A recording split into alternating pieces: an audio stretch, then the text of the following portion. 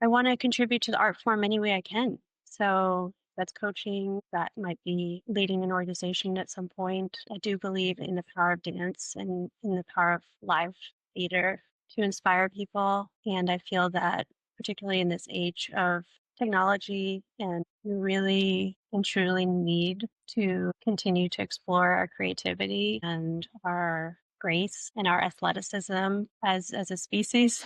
We need to evolve as humans and to continue to find those connections within ourselves and with each other. Welcome to the Grace and Form podcast, your backstage pass to the world of movement and the people and stories that shape it. Hello, Zaze. Hi, Indy. How are you? I'm very good. It's lovely to see your face. Let's just lay the scene for anyone that is listening today.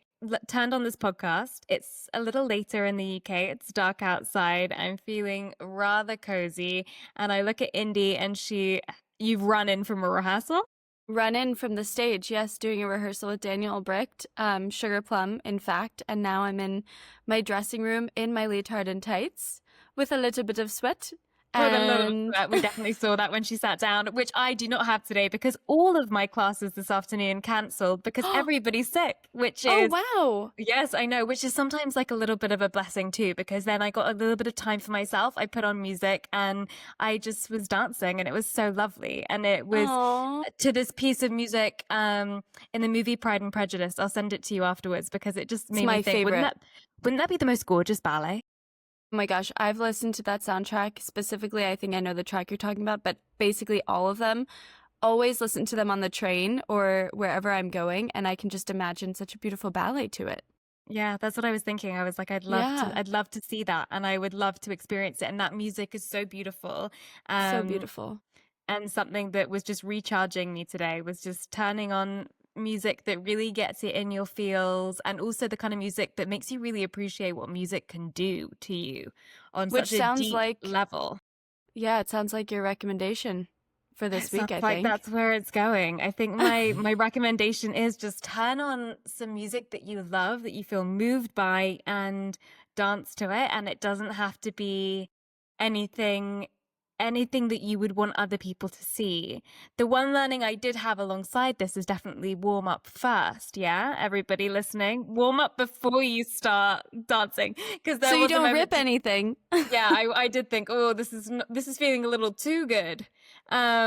But that would be my recommendation on top of that. And then my learning this week is, I think, something that's surprisingly revealing about looking at the tiny habits that you have. For example, the way I cross my legs isn't just a habit. It's like a story of my body and a habit that I take into everything. And I'm always looking at my body thinking, I always cross my right leg over my left. I lean on my left arm.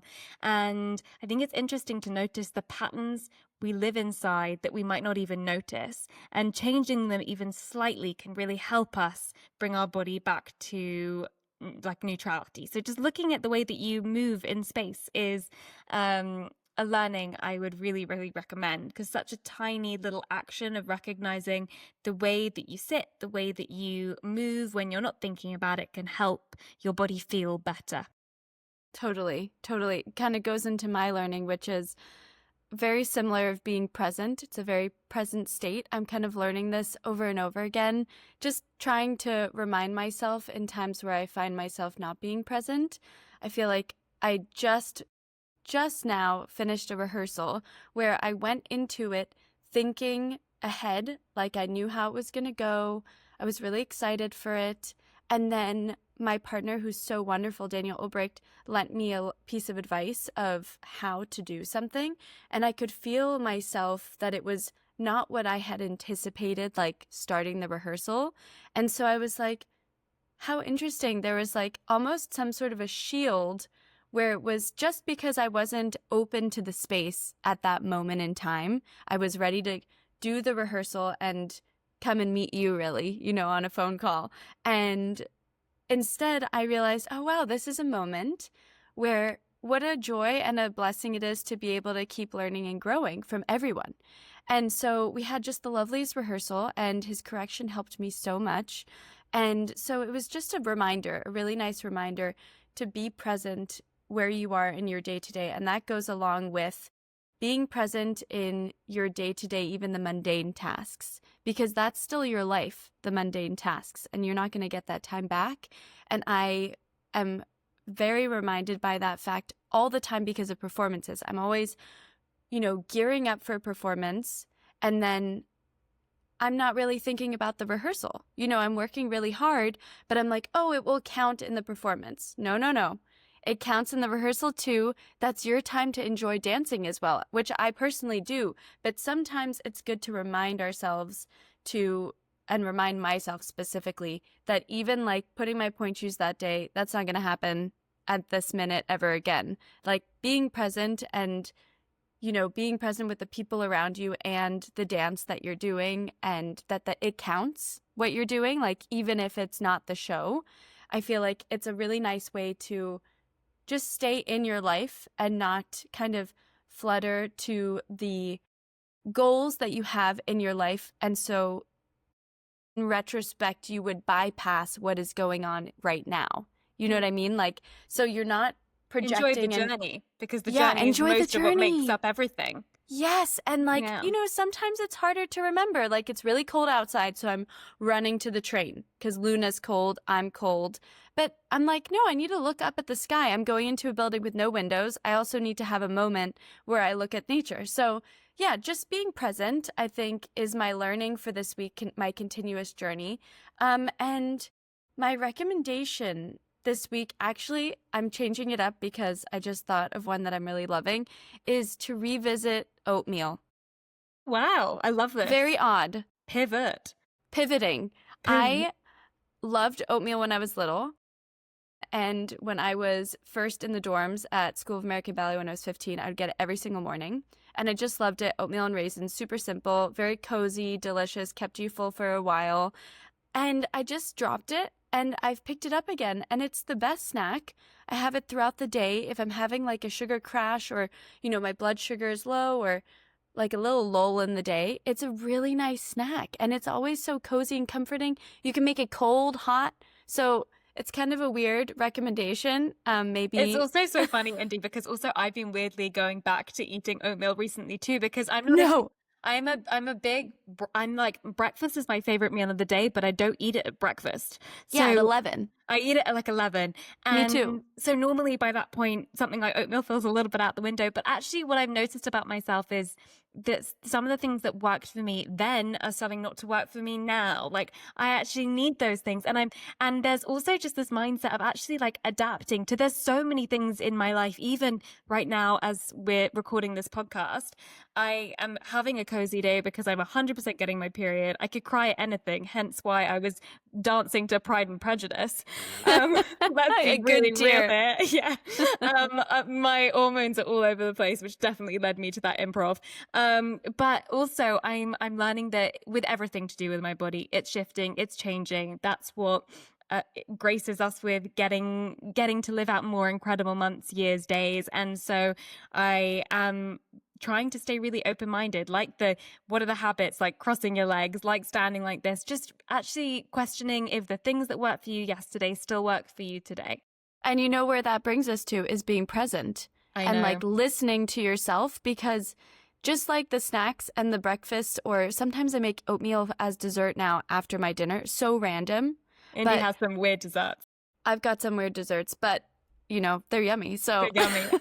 But it's true. It's like listening to your body and giving it what it needs and what it's craving in this day, in this season, in this moment, and not being tied to the strict routine that we've put ourselves on. That it's very easy to slide into when you're in a city or when you're in a work, 9 to 5 routine or anything like that. It's like you say, like pay attention to how you're sitting today.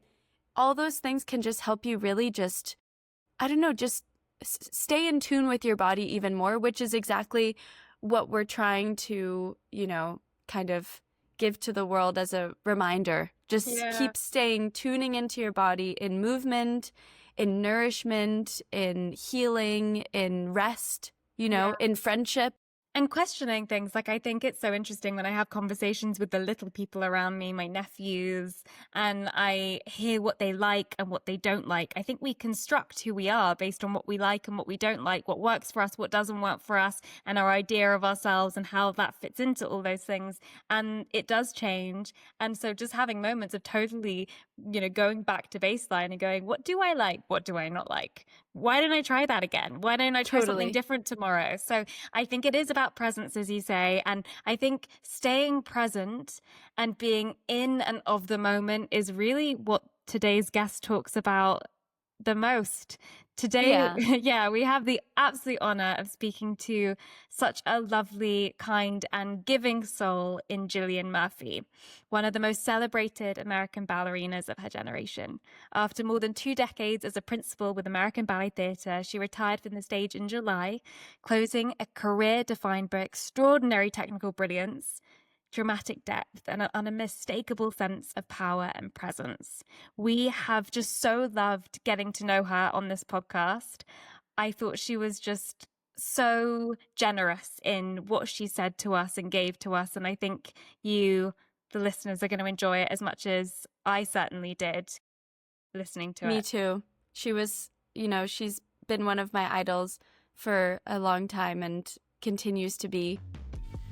This podcast is an extension of our app, Grace and Form, where we bring ballet classes and ballet-inspired movement practices to you from beginner to pro, so everybody and everybody can experience our love of dance in their own home. Absolutely, and we want to share everything that makes us feel amazing with you, and you don't even need a studio, and that's what's so wonderful about it. You can feel good anywhere. So download the app, get a 7-day free trial, come move with me and Indy and some of our wonderful guests and incredible teachers. We can't wait to see you. Gillian, thank you so much for coming on the podcast. Thank you. Happy to be here. We're so excited to chat to you about the most extraordinary 29-year chapter at ABT. Woo! Yes, and how that has shaped generations of dancers and audiences. And now that you've had a little bit of space from that final bow, we'd love to explore the moments that echo the loudest and the lessons that you've learned that maybe continue to reveal themselves. And we both thought it would be lovely to go back to Gillian, who arrived at 17 to ABT, who you were in that moment, and what did you imagine your life in dance might become? Okay. Yeah, it's been a whirlwind, and I feel like I haven't really had time to process hardly anything. I've been really busy the past few months, so that whole idea that I'm retired and just sitting around and contemplating my career, I want that to happen, but it hasn't happened yet. But yeah, when I was 17, I was already, super serious about ballet. I'd been very serious about it since the first moment I got my point shoes, which was right before I turned 10. So I was really young, really young to be wearing point shoes. That's before they knew like a little bit more about the health, strength and health and everything. But at any rate, I was very serious about dancing since that age. And when I was 17, I had already been at North Carolina School of Arts for 3 years, dancing all sorts of amazing Balanchine ballets and a few classic roles as well. And so I was in it to win it, very passionate, very focused, and really excited to be joining American Ballet Theatre at the age of 17. Were there any dancers that you were looking at that time that you were inspired by and that you saw their paths that you wanted to follow? Or no? All of them. Just the day that I came up to New York to audition for the company, I also got a chance to watch the company rehearse, and every single dancer in the company sort of caught my eye in terms of their commitment, their versatility, their focus. I was just sort of blown away by every single dancer. And of course, then there were those dancers that I recognized from VHS and from Dance Magazine. And I was just in complete awe of them as well, of course, including Amanda McCarrow, Susan Jaffe, Julie Kent. And Paloma Herrera is actually not that much older than me, but she'd already caused like a huge stir at such a young age that it was Those feet. yeah, those feet, every just the whole world was sort of watching her at that moment in 1996, and I was just like, wow, there she is, like, right there.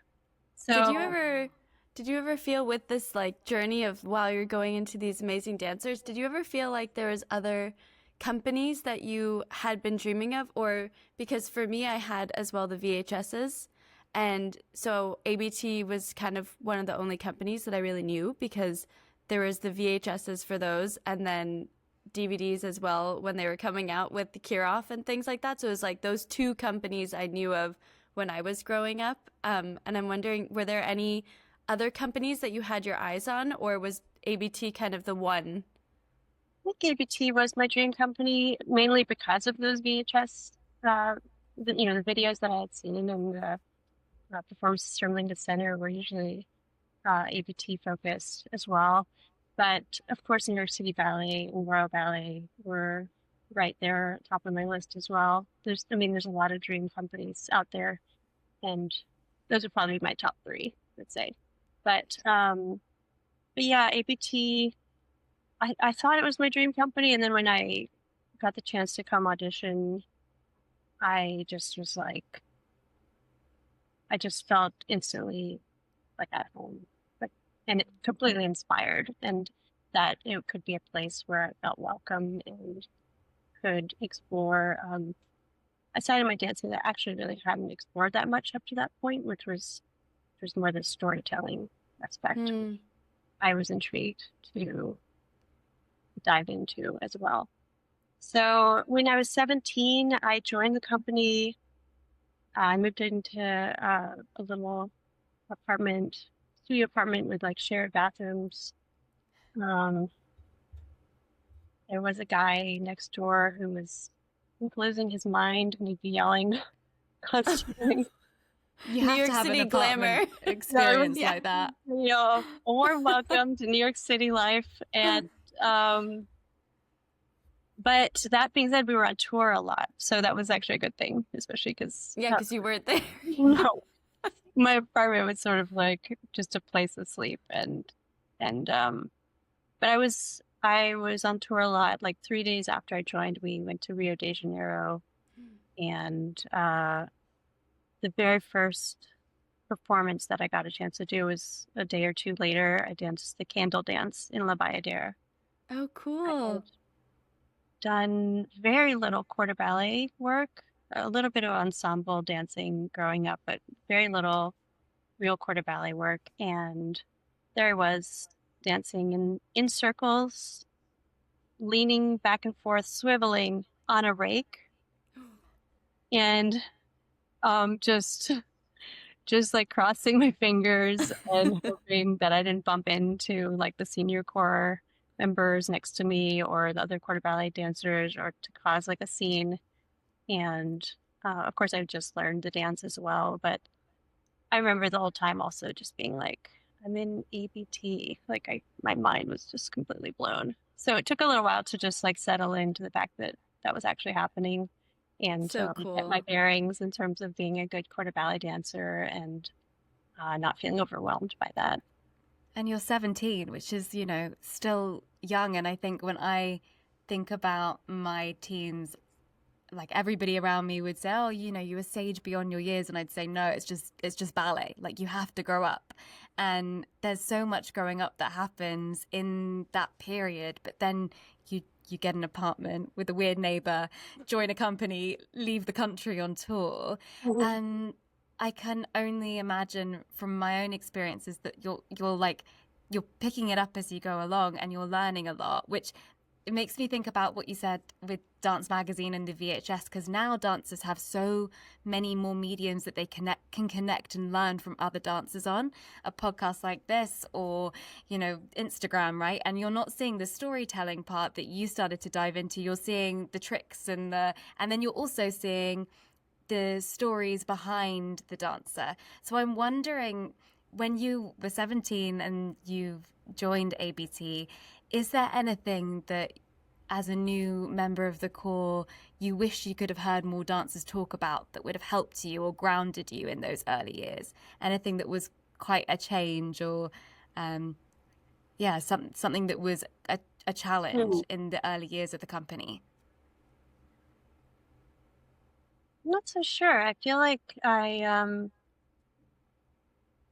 think I was, as you said, a lot of us are mature beyond our years at that point as serious ballet dancers. I think I had that, and I feel like there's so many wonderful things about the internet and Instagram and social media, and certainly your podcast and your Grace Informs is like the best possible use of that tool and that resource. But I also think it might be a little overwhelming for this generation, this young generation, to see all those dancers and to see, those young 14-year-olds who can do 20 turns and whatnot. I think it's exciting and it can be inspiring, but I think there was also something to be said for the fact that I was just in the moment in the studio learning. I knew enough to look at the dancers in the room and to understand the experience that they brought to the table and to learn from that and to respect that. So I think that is key, and having that really set me up in my career to thrive and also to get along with my colleagues. But yeah, I think it's actually a lot trickier in a way, this young generation, how to navigate so much information and maybe in some cases too much. Yeah, it's definitely overwhelming. I mean, I know for myself and a lot of my colleagues, it's so lovely to be able to watch dancers dance that are far away.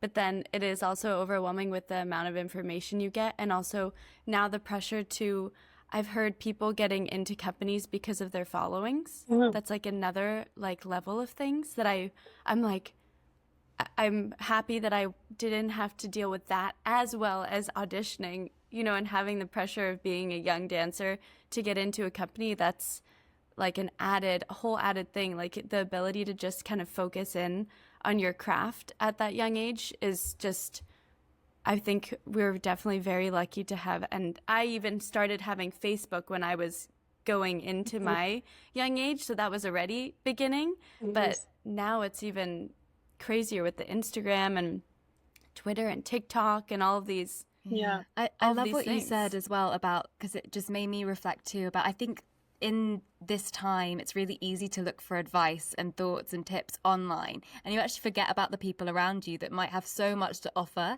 because we do just go there. And when you're a new dancer in a company or in really any room with people that have been doing it, for longer than you have, or at the same time, there's so much experience to be able to absorb there. Totally. And I feel like I've learned so much, and I continue to learn so much from the dancers around me.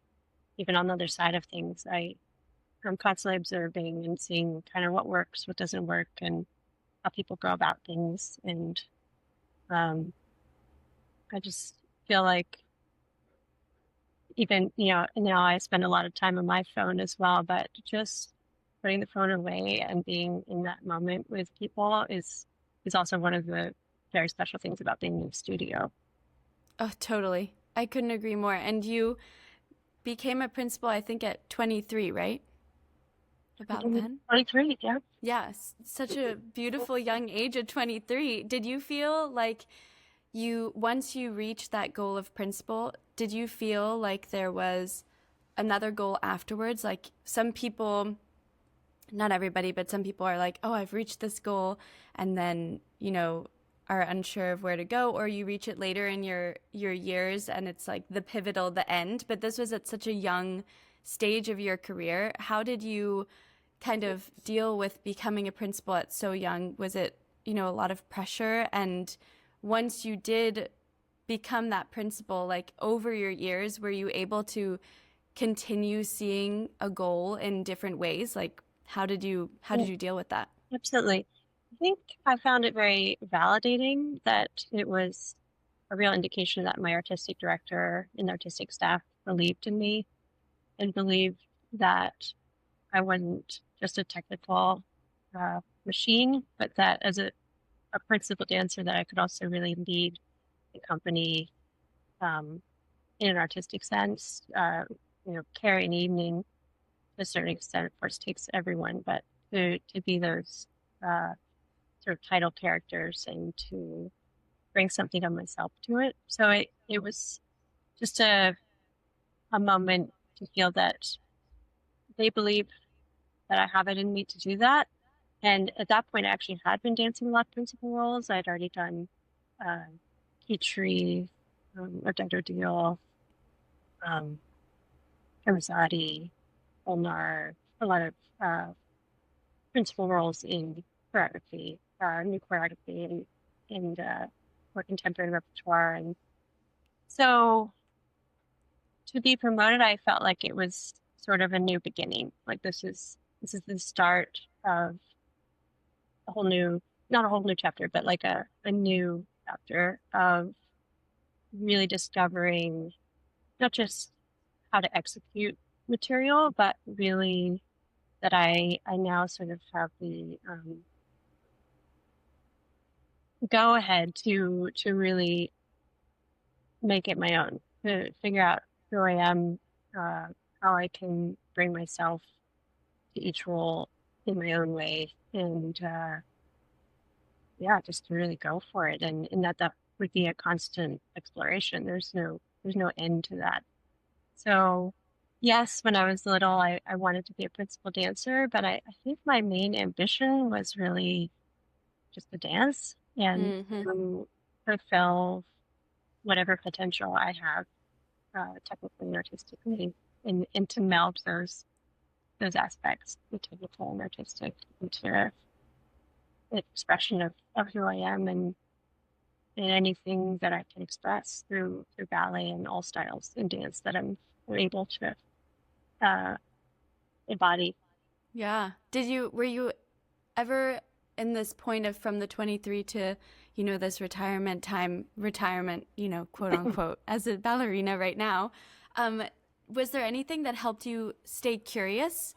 And like over the 3 decades at ABT, were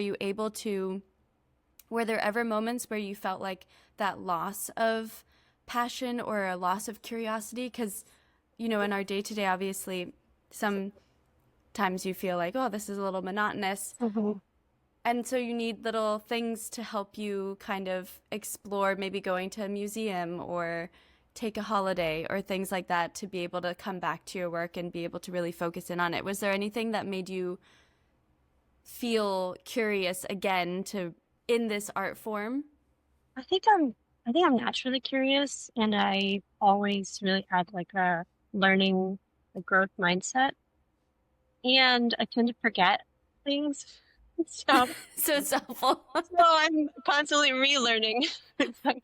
I think if I were a little smarter, I would feel like, oh yeah, like I remember everything. So what is there to learn here? But I'm just like going with the flow and totally in the moment. And yes, I do think going to concerts, to Carnegie Hall, to live theater and museums, and getting as much exposure to art as possible really does bring other layers to one's performance as a ballerina.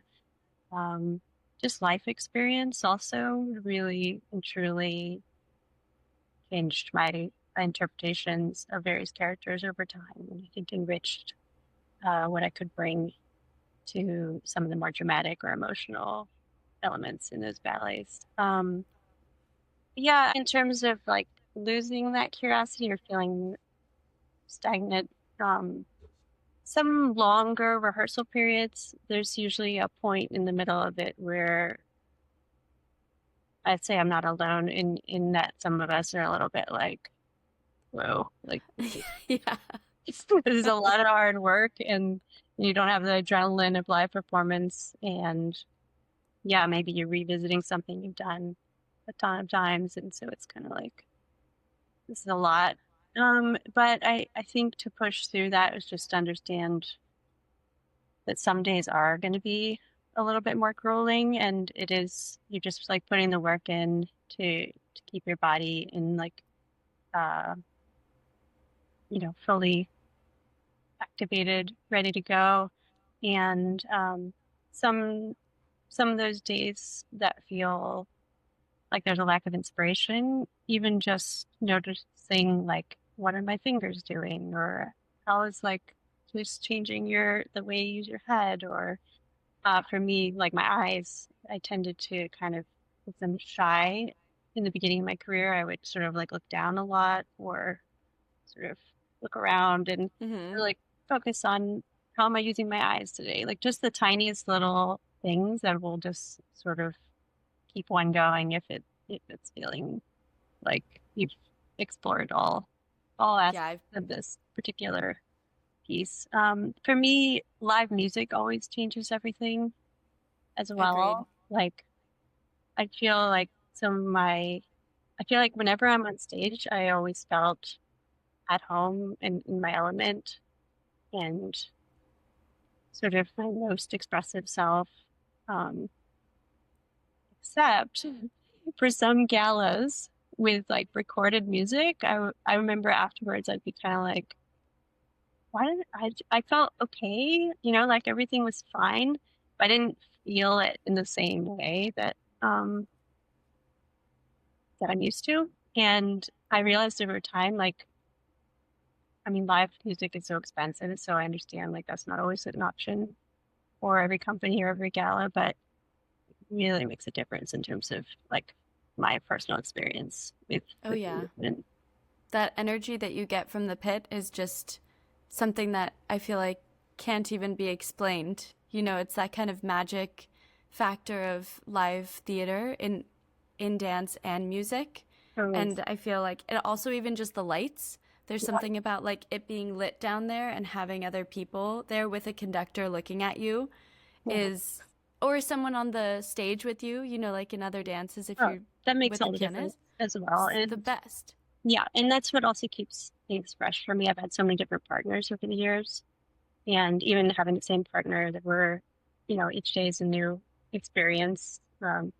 Also, some days, I mean, every day, it's like you're like, oh, where am I at today? And you might feel quite different. In some ways, very challenging, and other days, maybe you're like, oh, I feel good.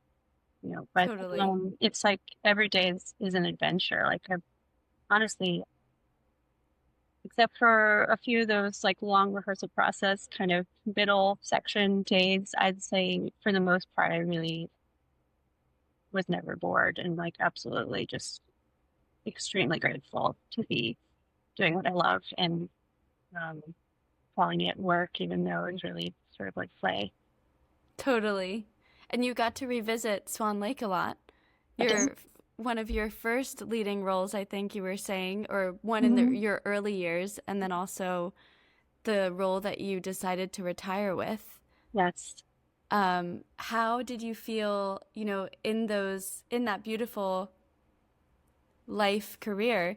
How did you find your evolved swan throughout this whole time? Like, how was it in the beginning? How was it in the end? Well, my first experience with Swan Lake was when I was 11. I was at a very small local studio in Florence, South Carolina, and the dance studio said, we have this opportunity to do a couple of patadas at the local arts festival, and you can dance whatever patada you want. What do you want to do? And I was like, Black Swan patada. Amazing. And they were like, okay. So they actually gave me a key to the studio, which in retrospect, the studio was actually like a double wide trailer, which I didn't really realize at the time. But like Wow. it It's was, funny looking back on things. Like yeah, everything feels different sizing and everything when you're it little. felt huge at the time. But looking back, I'm like, oh, wow, yeah, that was what that was, and it was great. But I had a key to the studio, and like on the weekends or whatever, I would go in and practice my fletes because in my mind, at that time I could do about 12 flettes, and I felt really good doing them. And I was like, well, I just have to do 20 more. Like, you just keep going. So, so that's like the blissful. I think I heard a podcast you're talking about blissful ignorance, and that's what it Totally. was. And but actually in this case it did work out because I had decided, I was so determined that if I went into the studio and I did one extra flete, I could call it a day. And I'll try again tomorrow. I'll try to do one extra flete the next day. So at any rate, I built up to 32 flettes, and I had no idea about the role of rodeo. I mean, that's just a femme fatale, or like what it is to seduce anyone or anything. Like, thank goodness, I had no clue. But um, I saw these videos of Makarova and Cynthia Gregory and these other ballerinas, and I basically sort of copied them and would just like do these looks like how they did them. And I had the time of my life. I really did. Like that performance that actually ended up doing at the Piccolo Spoleto Festival in Oh, Charleston wow. At 11? at 12. Yeah, 12. On point? on point. Wow. And I That's remember, incredible. I remember after that show, I was like, I nailed it.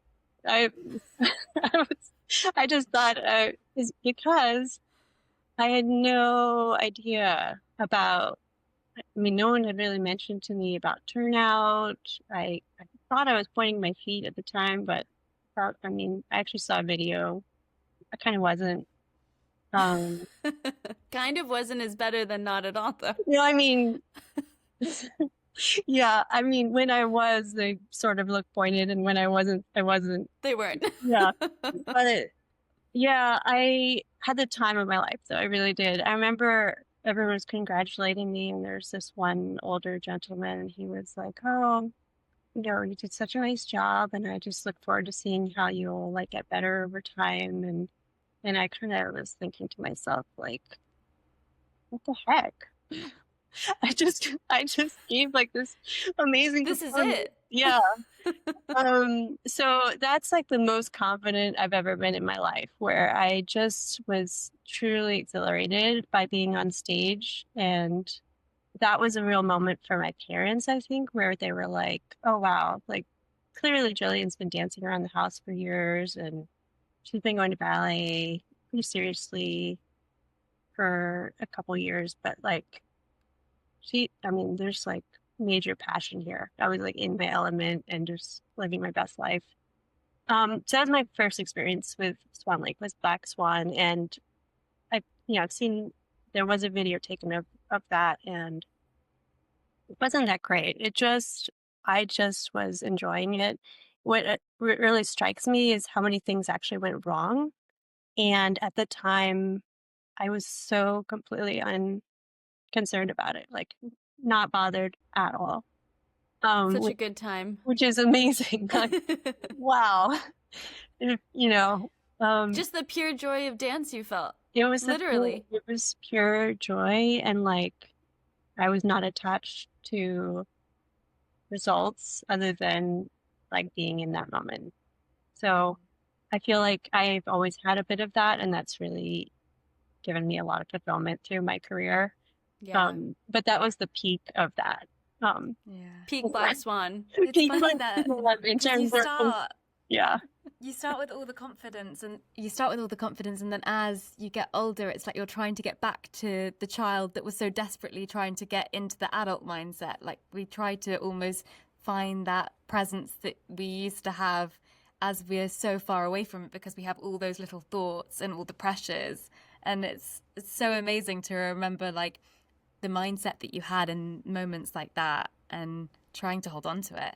Totally. And through the years, if I felt nervous, which of course I did, doing full length Swan Lake, I also had to remind myself, like, I did this when I was so young, and was it perfect? No, but there was something there. There's something to that pure joy of dance, and I think it's important to tap into that. even though it can get lost or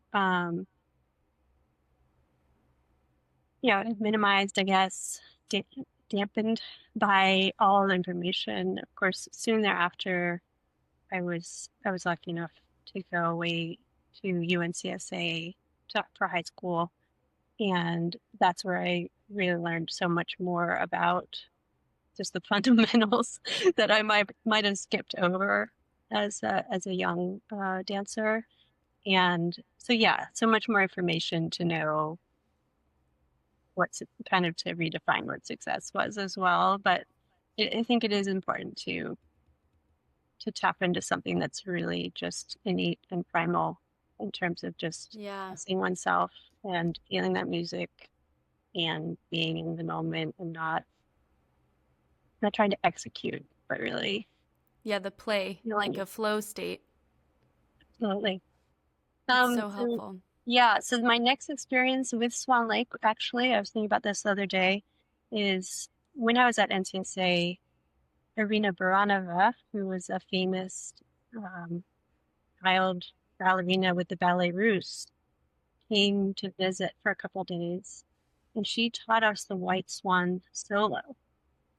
And I remember usually as a 14, 15-year-old, when I learned variations, I was like loving it. I felt much better in variations class than I ever did in ballet class. It just all made sense to me. And there's usually like two or three of the sections of like a classical variation usually involves some kind of turns. And I had a natural coordination for that. So variation class was like my place where I felt like the best in my training. Except when I learned the White Swan solo, I was like, oh my goodness, this is impossibly difficult and like none of the things that I'm good at, like naturally. So I remember a good friend of mine, I watched her and she had like this beautiful adagio quality and like expansive feeling even as like a 15-year-old and like a sense of maturity. And I was just like, well, that's more what it's supposed to look like. And I was just like completely, I guess pun intended, winging it, but like it wasn't good. It wasn't good at all. But the thing about me and adagio is that I've never felt like it was my natural way of moving, but it is one of my favorite parts of the music to hear. Oh, yeah. And the music that I feel.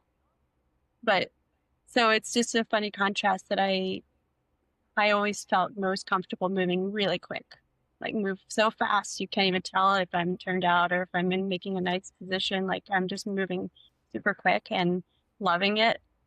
And then when I get to adagio, I was like, ooh, I feel exposed and like I need to work on my placement and all the things. And so learning that Odette solo as a teenager, I was like, this is not like a instant fit here at all, like not even a little bit, but I do love it. Like I want to be good at this. And so that was really a process, trying to feel more at home particularly in that solo. And when I joined American Ballet Theatre, I had a chance to do a couple of guestings. In one of them, they were like, can you do like a solo? And I decided to try to do the Odette solo again. And I think it was like some performance space in like a barn in Vermont or something. And I did something else in the program that was like more kind of my thing. And then I did this Odette solo. And I remember again being like, whoa, this is really, really hard and not my thing, but I do love the music and I love how Odette is like the sort of her and the quarter ballet are like the soul of Swan Lake.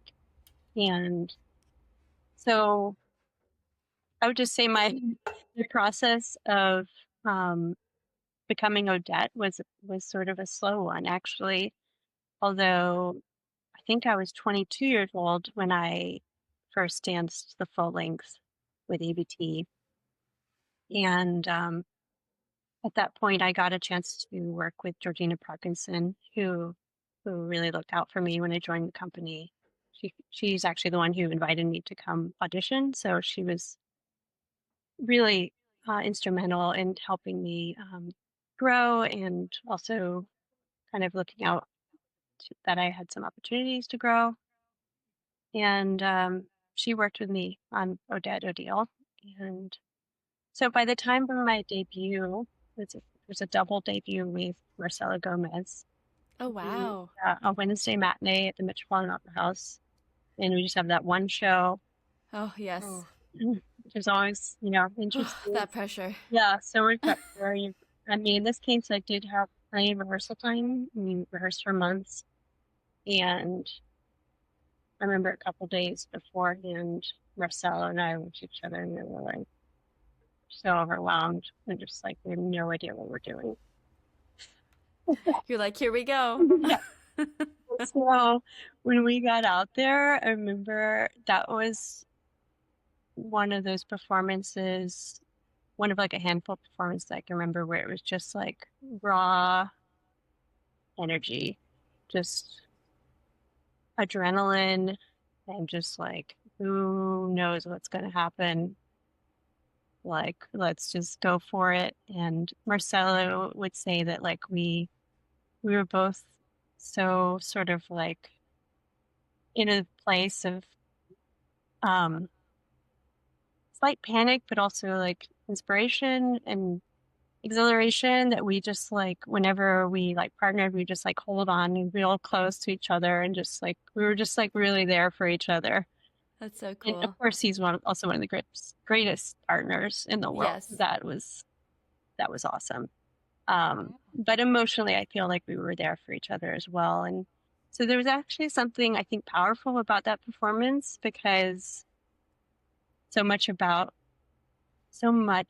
what Swan Lake is about is the love story and the feeling of that sublime music. And we definitely had that, even if we didn't really have the years of experience with the steps or how to explore nuances here and there, which came over time. Yeah, I was wondering while you were saying that, when you first entered this first full length, was it your first entryway into this role? Was it the music, the psychology, or the choreography? And it seems like it's the music and the psychology, I suppose, before even the steps. But that's my interpretation of, how you're telling me. But I'm wondering, how did you do your first entryway in there? I think so. I think before Odette enters into the lake, I wanted to know like who she was, um, what she's experiencing. In this case, she was torn away from her family maybe 1,000 years ago, which was obviously traumatizing. And when she first leaps in, it's like she's just having a moment. She's had this transformation back into the female form as a person, but there's like a sadness there, I think. I mean, there's different ways to do it, and also with different performances, I would explore what she might be feeling in that moment. But that between the music and the choreography and what I think she feels there from her experience, I kind of go from there. So then, again, like I said, I don't really remember, what I did last week. So the next thing that happens is like this guy comes at her with a bow, and so it's like being in the present and just reacting in the moment is really key. And the story sort of evolves from there to where I think the Padura is I don't think it always works as like a gala piece, but I think in the context of the full length, I think it's really powerful how Odette sort of melts and falls in love with this prince, even though she could have never imagined such a thing. And she's scared. She surrenders to this feeling and to him. And so by the very final pose, like there's just like this huge like sigh of like relief and surrender, and that their loveness could overcome like this evil force that's taken over from her. Totally. It almost feels like, because I feel like you've also been described as a very fearless dancer and presence on stage, and a huge superpower that you have is of being present or remembering and reminding yourself to be present. And something like Swan Lake, it's so key to be present and to be able to tell that story. You have to be in the moment. And kind of with everything in your life, it is that way too, you know? It's definitely something I admire so much, and I strive to do all the time. Why I meditate often for it, you know, to like stay in the moment, because that presence really helps you be able to tell the story. And like you say, you're seeing this person for the first time. So being present and not even going back to your 12-year-old self when you're doing these fortes also at the end in your final retirement show, but knowing that you can do it and that to stay present, it must, you know, it's an amazing accomplishment. It's something that I definitely admire so much from you. Thank you. I did feel very present pretty much in every show, but for my final performance, I didn't know what to expect and if I would be distracted by the, you know, emotions and all the, you know, stuff around retiring and from the stage. And I actually felt maybe more present than ever. It was really wild. Really wild. So cool. Yeah, me too. It's such a pleasure. Yeah, no, it was very cool, and the audience also was a big part of that. I'd say they were just like electrifying, and yeah, it was a roar. I didn't realize. I mean, I feel like I never really relied on external validation at all. Like I've been pretty consistent from the beginning to have my own sense of like self-worth and internal validation, that I'm, even if it doesn't go well, that I did what I could, and I feel good about that. That's all I can do. That being said, with the audience, the way they were that final evening, it was like, oh wow, I do feed off this energy. Like I was just like absorbing this electricity from the audience and just like trying to like just recycling it. Like it was giving me like all sorts of feelings and like energy that I like, that really made that performance even extra special. Yeah, the audience is so important, and especially, you know, in your last show where they get to, you know, scream as loud as they want to be able to show you how much you're loved too. It must have just been like the most electrifying thing. I wanted to ask you too, is there an anchor that helps you kind of like drop into this ability to be present, or anything that helps you kind of get there before a show? I think so the music really is an anchor for me. So, and I don't know if I meditate per se, but I guess a little bit of visualization and mindfulness, in the sense that if I do feel like I'm spiraling, you know, coming up with like worst case scenarios before a show, which of course, which happens. Anyone with a brain is going to go there, like, of course, and all things can happen in that. Yeah. But I guess a key to my success in my career was that embracing that yes, anything could happen. And so maybe good things will happen. And not to, I feel like now I'm starting to think if I just sort of gaslit myself a little bit because I would, if I was thinking like negative things, I'd be like, nope, that's not even a thing. And or I would just come up with like an instant solution of like, Totally. I'll get up. I'll just get up off the floor Yep. and keep going. But I definitely had like major mind control in terms of trying to remain optimistic, even if part of my brain is like, no, this is not, could go real. Such a hard thing Yeah. as like a dancer to not spiral, and Yeah. we got to interview Misty before her retirement, and she's just as well as you, just like the loveliest person. And it was very interesting because I was gearing up to do Theme and Variations, my debut in it. Yes. And I had one show, and I'd been rehearsing this, and potentially going to do it for many years. And it was finally my time that there was a slot where like I could do one show of it. And I was, trying so hard to just really get the mental aspect of this, because it's just a little bit of anticipation, and it's with Suite 3 before. So it's the whole ballet, and we just run out in the blackout, that version. It's not just the theme. Incredible.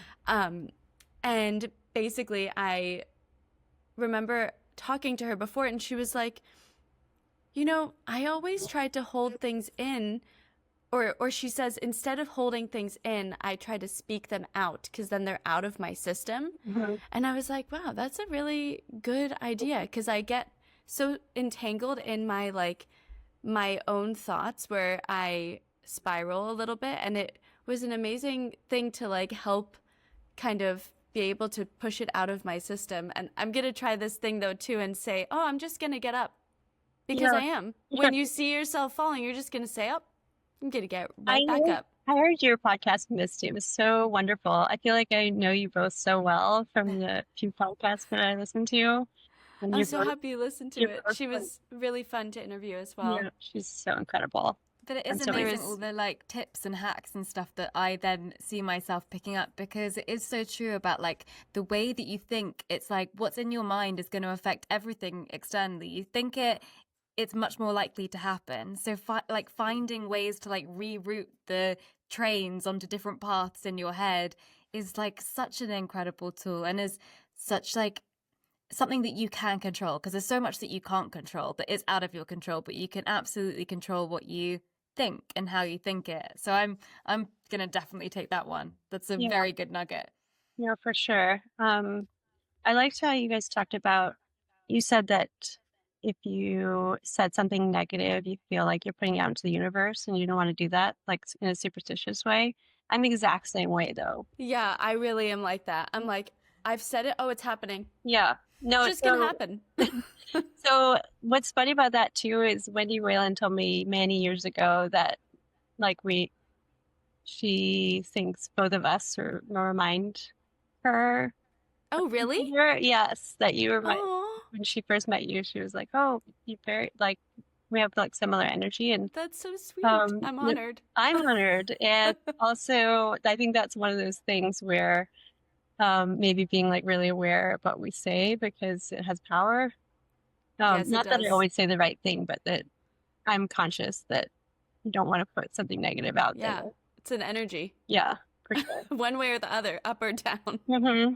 Yeah. This episode of the Grace Informed podcast is sponsored by a wonderful donor who wants to shine a light on some of the most impactful dance and art charities in the world. Today we're highlighting the National Dance Institute's Dream Project. At NDI, the belief is simple but powerful. Everyone can dance.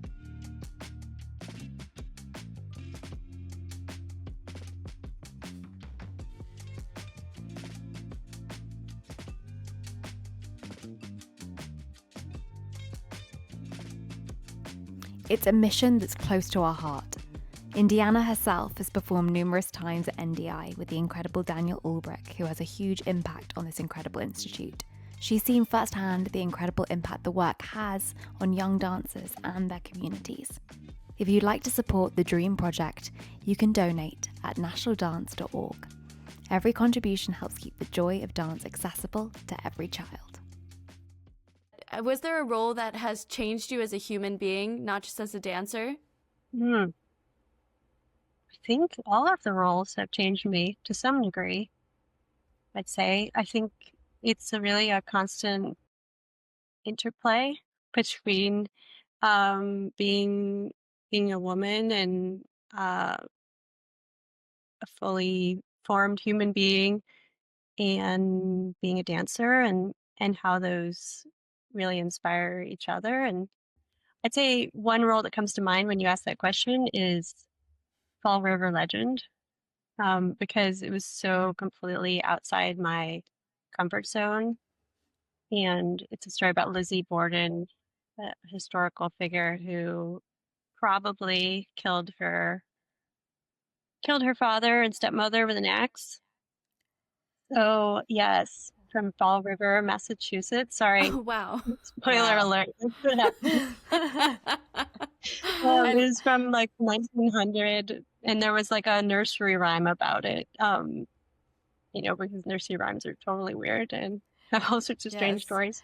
totally. But yeah. So, anyways, creating that character, which was like a major departure from like Aurora or Kitri, was like full of like fun and good energy and all these characters that usually have a lot more sort of joy attached Yeah. to them.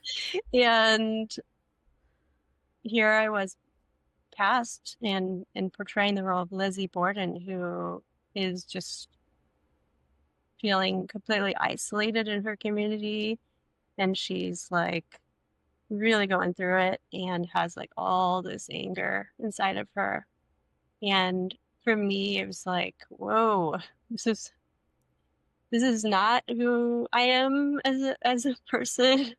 I don't usually actually even acknowledge the sort of anger inside of myself.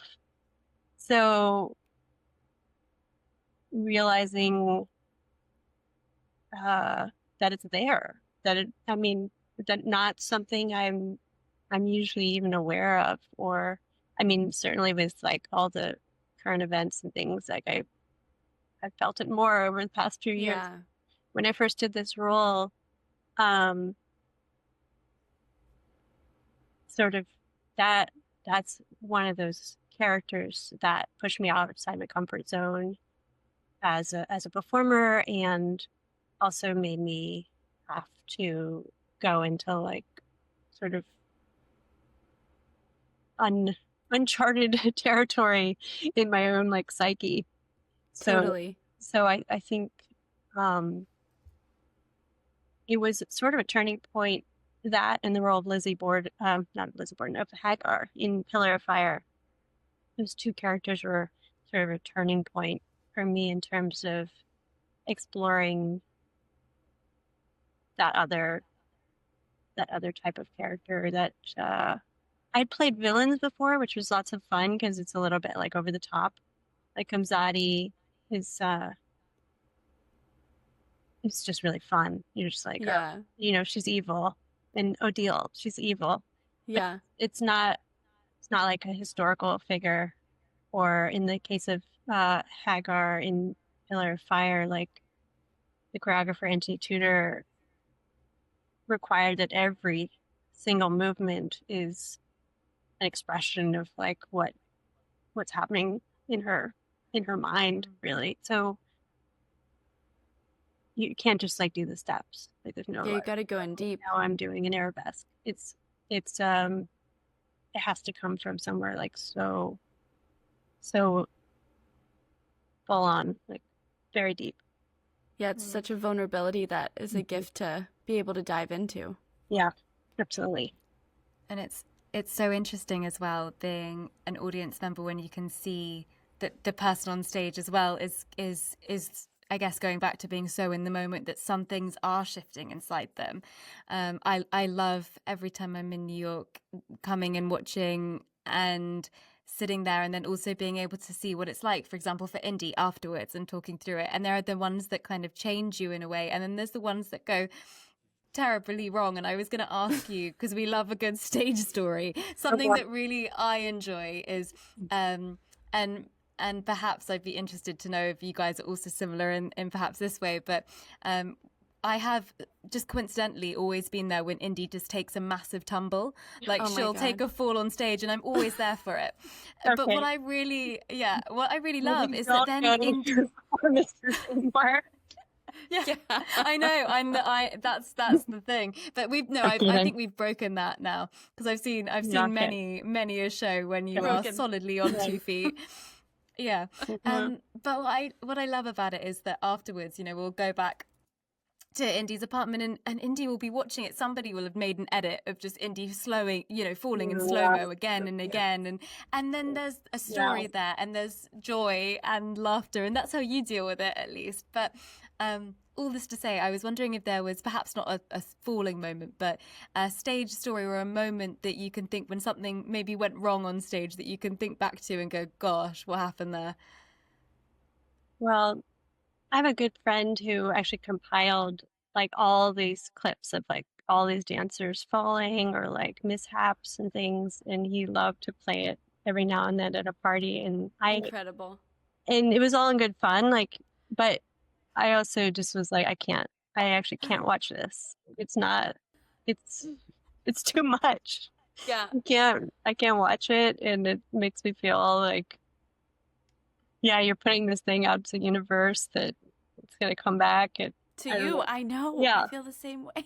Yeah. So, I don't think I have any good footage of myself having those moments, but there's one that, and it actually hasn't happened that many times, but, there was one Nutcracker out in California. I was dancing Clara in Rotmansky's Nutcracker. And in that version, it's to the Sugar Plum Fairy music, and there's the tag. And so by the time the tag comes along, one is very, very exhausted, like completely spent. And she like pokes her head out. She goes off briefly, Clara, and then comes back and like pokes her head and then starts doing like this huge jumping circle and Jenny's like really fast. And the pilot had actually gone really well. I felt like really good about it, and I was feeling exhausted, but also like kind of like jacked. I was totally feeling it. So I poked my head and I like start jumping, and I was like, I'm gonna do like extra shinny there, and I just like went, and then I like slid as if I was sliding into like first base. Oh God. Yeah. I love that. Amazing. And then I got up and I did some more jumps and turns, and then it was over. And actually the audience, I've watched this over time. They love it when people fall. They're so impressed that we like got up. They're on your side. Yeah. So and I'm grateful for it every time. The one thing about falling on stage is, it didn't happen to me so much, but that one was memorable because then there were like some celebrities who came back afterwards and they were like introducing me to their kids, and I was like, you're like, so do you like my slide?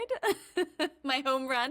Out there, like it really did go well, except for that like extremely evident moment where I shouldn't have been on my butt in a tutu in the middle of the solo, like on stage by myself.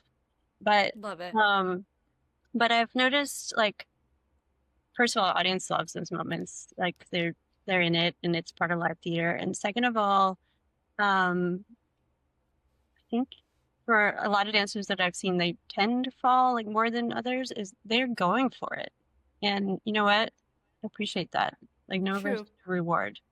So I think I think it's just part of it. It could happen, and try to make the most of it. Try to get up as quickly as possible. It's always exciting. Yeah. Yeah. One thing that we thought we would do, talking about kind of going down memory lane and thinking about moments that maybe pop into your mind, is we thought we'd play a little game if you would be into doing it. But we want to show you some pictures, and we would love to know the context around it and what memory comes to mind. And so I'll shove it up to the screen, and you can explain it for people that are just listening. And I'd love to hear what was going on in this moment. So this is the first one. Oh my goodness. That is, I was dancing Bluebird. It was my first summer session away from home, really away from home. I had done one summer session in South Carolina, so I was close to home. But I went to Walnut Hill for the summer when I was 13, and they actually put me in the highest level, which was with some older dancers, and they gave me the opportunity to do the Bluebird solo. And so I was so cute. I was having like the best time, really. You look so happy. That is like a beam of a smile. I was so thrilled, so absolutely thrilled to be dancing, and also to get the opportunity to do like a solo that they kind of like put on the program for me. And yeah, I was really happy there. Okay, this is the next one, and I think this is the most gorgeous photo ever. Oh my goodness. Yeah. So I started dating Ethan Steeple when I was 19. He was 25. Oh, wow. So young. We've been dating and married ever since. Incredible. So yes, it's been a while. And early on in our relationship, I think maybe I was 20 there or something. There was the Elle magazine or Glamour, some magazine wanted to do like a little feature, I think. And they took a few photos, and there I am. It's so cute. Well, I love it. It took me a while to take a photo and not be like kind of hiding. So understandable. So that is an example of that, where I just like was just like snuggled up and like I'm taking the photo, but you can like barely see me. Yeah, so cute. Oh, it's so lovely. Was with you both? Was it instant? Did you instantly, when you met Ethan, feel like there's something here? There's something in me that thinks that you are my person? I instantly felt we were like kindred spirits, yes. And we were friends for about a year before. I didn't know if he had any feelings aside from that for me, but then turned out he did, and so yeah, that was it from our first kiss. Yeah. To your beautiful son. To our beautiful son, who is so hilarious and is so much like Ethan. It's ridiculous. They're like twins. Yeah. Double trouble. That's so double sweet. trouble. They both have a lot of charisma and sense of mischief and creativity, and love it. Just so fun. And Amazing. they both love football. Now my 6-year-old is just like obsessed with football, American football. Wow. And so he's just constantly running around and throwing and catching, and like I actually can't sit down for like a minute. I'm sure you're very active. We're like doing sports More active now than all the time. That's amazing. Yeah. Okay, this next one, you are wearing the most beautiful red dress and holding a very, very nice looking award. Yes, so this is a huge moment for me because I had won the Princess Grace Award when I was in the corps, I think, and then I shortly thereafter I got promoted to soloist. And this red dress moment is when I won the Princess Grace Statue Award, which is their highest honor. And I gave a speech, and there's like it's just a huge honor. And I was also just loving that red dress that I got to borrow for the evening, and a friend of mine was a hair and makeup artist and like totally hooked me up, and so I was definitely glowing. Thank you. Glamified. It was a really wonderful moment. And also that same evening, Isabella Boylston won the Princess Grace Award that I had won previously. So we have some good Oh, pictures of both of us looking very young and all glammed up. what a special moment. Mhm. So this next picture, what I love about your face is you look so surprised, and I want to know if you were, but explain this to people that are just listening. Oh boy. Oh, yeah. I was genuinely surprised. There's no doubt about it. So, I mean, Ethan and I were completely serious from minute one, and we started living together like 2.5 or 3 years after we've been dating. And um, I wasn't sure if he was ever going to propose to me though, because he was kind of the mindset like, wouldn't it be beautiful if we're like 80 years old and we just looked over at each other and we're like, it was a beautiful life and like, who needs a ring? And I was like, uh-huh, yeah. But also could be nice as well, like to celebrate and for like our family to understand like you're not just my boyfriend. At this point, I think the engagement happened. Maybe we've been together for 13 years. It's been over a decade. Um, Wow. so he knew that that was something that I would appreciate, but I didn't expect it. And I kind of was like, if it happens, it happens. And if not, Yeah. I mean, I do love him with all my heart. And so, yeah, we're not, we don't need a ceremony. Like, um, anyway, so I had just performed Tchaikovsky Candida for the opening night gala of the ABT spring/summer season. And I came off stage. Well, I hadn't come off stage. I did the bow in front of the curtain, and then I was behind the curtain, and then Ethan comes out on stage behind the curtain. He got down on his knee, and that's when that picture was taken because I was like completely not expecting it. Such a shock and Oh, completely amazing. So cool.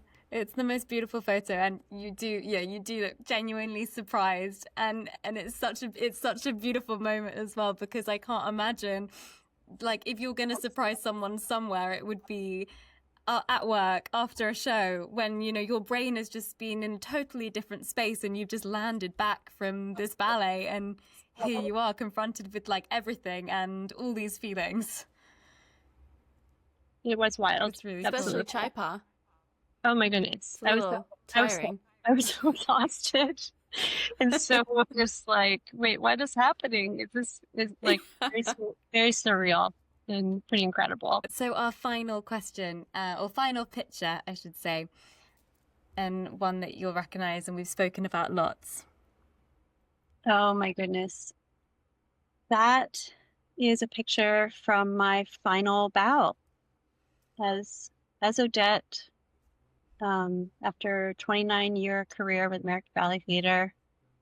And yeah, I'm still processing that moment and that performance. And it was just such an exhilarating evening that will definitely stay with me forever. Oh. And coming from that now, the last question I really wanted to ask you was, as you look into what's next, what excites you about this next chapter? Well, I've been coaching a lot. I've actually been teaching coaching a lot over the years.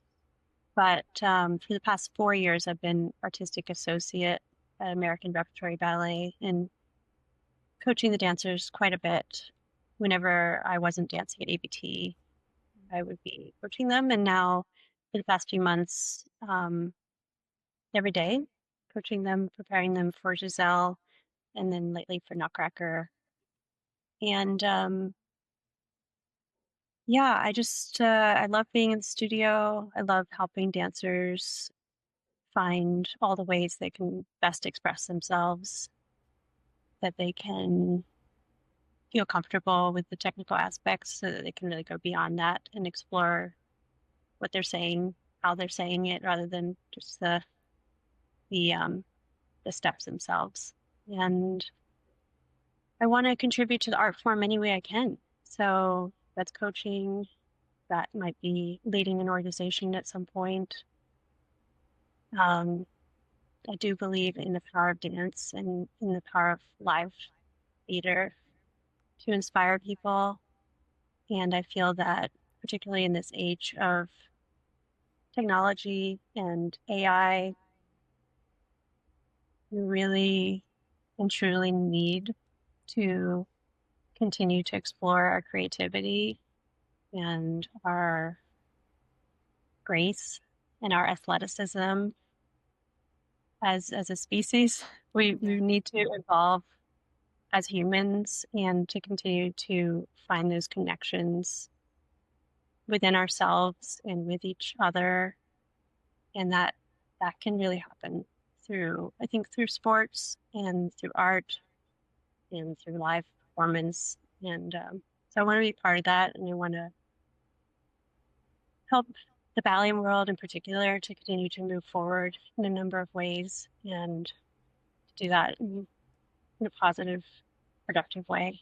Is there one piece of advice you'd give yourself now in this position, like at 17? A piece of advice I'd give to my 17-year-old self? Yes, that's exactly what I meant. I think it circles back to if my 17-year-old self had social media, the piece of advice would be to take it all with a huge grain of salt, because I know with my own social media, like, I love it and it's lots of fun, and up to this point I really haven't put that much effort into it, which has been nice, but it's my highlight reel and I'm curating it. These are like the positive things that I want to share with people. But there have been other moments that weren't so great, and those maybe didn't make it onto my Instagram. And I think, maybe I'm part of the problem then, but I just think we all need to take a look at social media as like a place to inspire us and to find connections, but not in any way to think that that's like everything that's happening in a person's life, or like a really accurate representation of who that person really is. Because it might be how they want to portray themselves. They might have a team of people who's helping them find their brand. I mean, there's just so many aspects to the whole thing that I think, particularly for like a 17-year-old who's still very much forming their identity and changing constantly and navigating so many feelings and experiences, like just really take social media with a grain of salt. And if you enjoy it, you enjoy it. The idea that you would need to have a following to get into a company is so mind-boggling to me, because I think any company with any integrity would not do that. Because really, to be an artist is something so special, and it requires a real focus, like in the room, in the moment, with the music, with your peers, with the choreographer, with just, you have to be there and be like all there.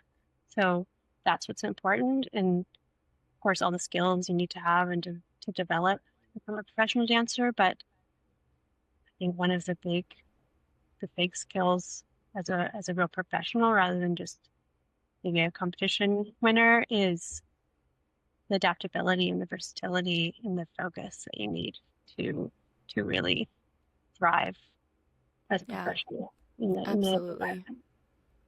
Absolutely. Thank you so much, Gillian, for sharing the artist that you are and inspiring so many people. I think that there's so many like nuggets of wisdom that you've shared, but also just watching you on stage, which I've had the pleasure of doing, you can feel the presence, and that presence is something that's really powerful. So thank you, and thank you so much for coming on the podcast.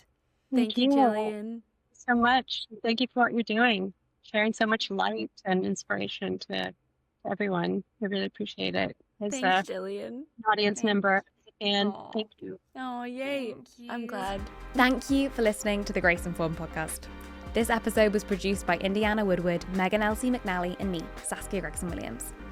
If you're really loving the show, it would be wonderful if you take a moment to rate and review us It helps other ballet lovers find our pod and lets us bring you even more episodes. And of course, don't forget to subscribe. Have thoughts, questions, or topics you'd like us to explore? You can find us on all social media platforms as Grace and Form Studio. Drop us a message. If this episode has got you itching to move, oh, do we have the app for you. Download the Grace and Form app today and start your 7-day free trial. Whether you're a seasoned dancer or just starting out, there are ballet classes and dance-inspired workouts for everyone, no matter the level. Come join our community of dance lovers and experience the joy of movement for yourself. Again, thank you so much for listening, and until next time, take a deep breath in, be gentle with yourself, and always keep moving forward.